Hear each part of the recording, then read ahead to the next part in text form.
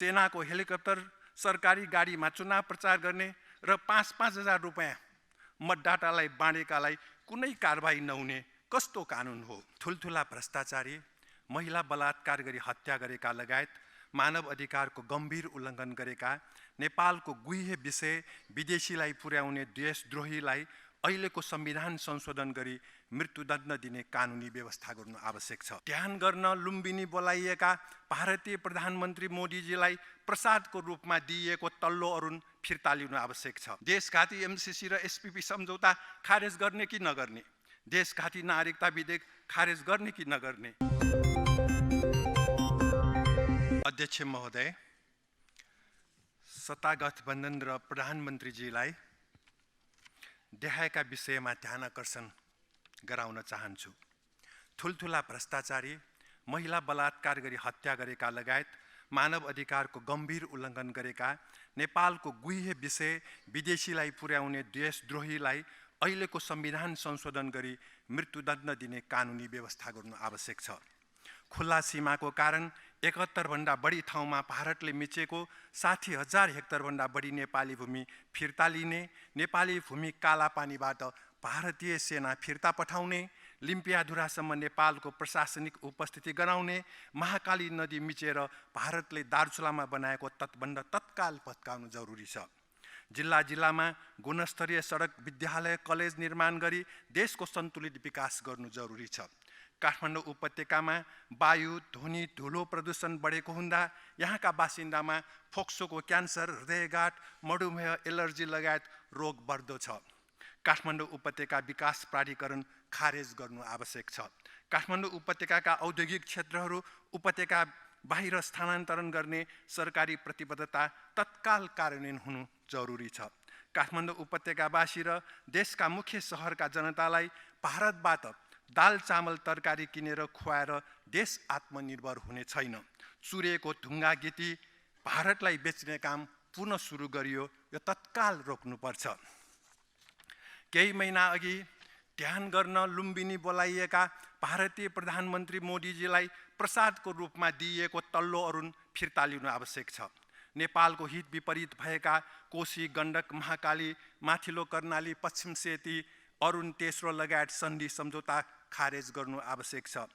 नेपाली युवालाई भाडाको सिपाही बनाउने, गोर्खा भर्ती र नेपाललाई भारतको सुरक्षा छातामा राख्ने सन् 1950 को सन्धि खारेज गर्नु जरुरी छ। गरिबीको कारण 13% नेपाली जनता निर्वाचनमा मत बेच्न बाध्य भएको समाचार छ।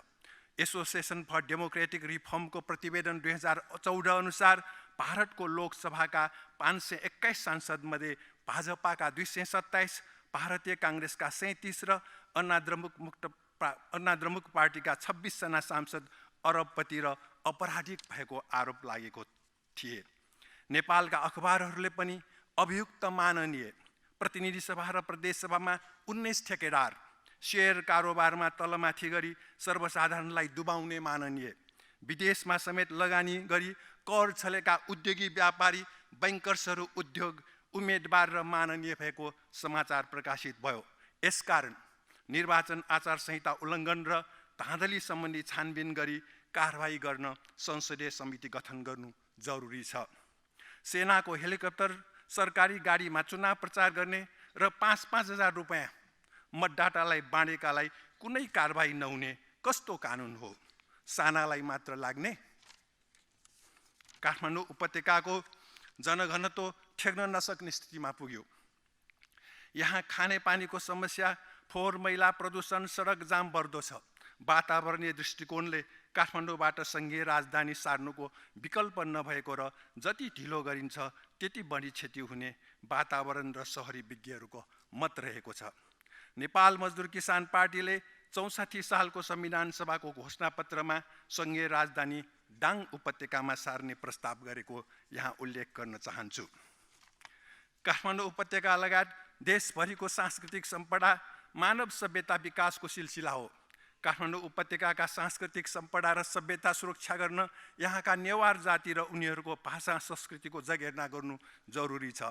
अहिले काठमाडौँ उपत्यकाका आदिवासी नेवारहरू विस्थापन भइरहेका छन्। फ्रान्सको राजधानी पेरिसमा पेरिसवासीको विस्थापन रोक्न सरकारले आर्थिक र अन्य सहुलियत दिएको थियो। सन् 1980 मा क्युबाको राजधानी हवानालाई जोगाउन बाहिरका क्युबालीलाई हवानामा घर जग्गा किन्न नपाउने व्यवस्था गरिएको थियो। पहिचानको संरक्षण भनेको कमजोरलाई बचाउने हो, बलियो त आफै बाँच्न सक्छन्। केटाकेटीको झगडामा आमा बुबा र अभिभावकले कमजोरलाई संरक्षण गर्छन्, बलियोकै पक्ष लिने त तानाशाही र फाँसीबारी हो। भनिन्छ अदालतका आँखा र कान मात्र हुन्छ, मस्तिष्क हुँदैन। अर्थात् अदालतले कानुन मात्र देख्छ, आफ्नो बुद्धि विवेकले फैसला गर्दैन। नेवार नभए काठमाडौँ उपत्यका कसरी हुन्छ? विकास भनेको विस्थापन होइन। काठमाडौँ उपत्यकावासी विस्थापन हुने गरी अदालतले फैसला किन गर्छ? नगरपालिकालाई आफ्नो पहिचान संरक्षण गर्न किन दिइँदैन? अदालतले सबै गर्ने भए देशको सन्तुलित विकास गरेको खोइ? गुड्न सक्नेलाई बोक्ने किन? क्रान्ति भनेको उल्टाउने हो, पल्टाउने हो। आर्थिक रूपमा सम्पन्न खसारे समूहले कामदार वर्गका खसारे र अन्य जनजातिलाई अवसर नदिएको गुनासो पुरानो हो। सत्ता गठबन्धनका अधिकांश राजनीतिक दल र प्रमुख प्रतिपक्षी नेकाको घोषणापत्रमा समाजवाद उल्लेख छ। समाजवादको निम्ति एक दुई जना होइन, लाखौं लाख राम्रा मानिस चाहिन्छ। राज्यको स्वामित्वमा उत्पादन र वितरणको व्यवस्था नै समाजवाद हो। सत्ता गठबन्धनका मुख्य दलहरूको नाममा कम्युनिस्ट भए पनि त्यसअनुसार काम भएन। आजसम्मको सर्वदलीय सरकारहरू खिचडी जस्तै भएको जनताको मत छ। संसदीय व्यवस्थामा प्रधानमन्त्रीसँग संसद भङ्ग गर्ने भरेको बन्दुक हुन्छ। 2058 सालमा सङ्कटकालमा संसद भङ्ग र चुनाव समेत हुन नसकेको अवस्थामा संसद पुनर्स्थापनाको विकल्प थिएन। सिंहदरबार र बालुवाटारको कोठाबाट निर्देशन दिँदैमा केही हुँदैन। सत्ता गठबन्धन र प्रमुख प्रतिपक्षले आफ्ना कार्यकर्ताहरूलाई ठेकेदारको पछि लाग्न र उपभोक्ता समितिमा बसेर कुम्ल्याउन रोक्नु जरुरी छ। भौतिक विकास सँगसँगै कार्यकर्ताहरूको सांस्कृतिक विकासमा ध्यान दिनु जरुरी छ। सत्ता गठबन्धन र प्रधानमन्त्रीजी समाजवादमा जाने हो कि होइन? देशघाती एमसीसी र एसपीपी सम्झौता खारेज गर्ने कि नगर्ने? देशघाती नागरिकता विधेयक खारेज गर्ने कि नगर्ने? यी सबै विषय सत्ता गठबन्धनको कार्यक्रम र प्रधानमन्त्रीजीको मन्तव्यमा स्पष्ट नआएको हुँदा नेपाल मजदुर किसान पार्टीले सत्ता गठबन्धन र प्रधानमन्त्रीलाई समर्थन गर्ने छैन। धन्यवाद। देशघाती एमसीसी र एसपीपी सम्झौता खारेज गर्ने कि नगर्ने? देशघाती नागरिकता विधेयक खारेज गर्ने कि नगर्ने? यी सबै विषय सत्ता गठबन्धनको कार्यक्रम र प्रधानमन्त्रीजीको मन्तव्यमा स्पष्ट नआएको हुँदा नेपाल मजदुर किसान पार्टीले सत्ता गठबन्धन र प्रधानमन्त्रीलाई समर्थन गर्ने छैन। धन्यवाद।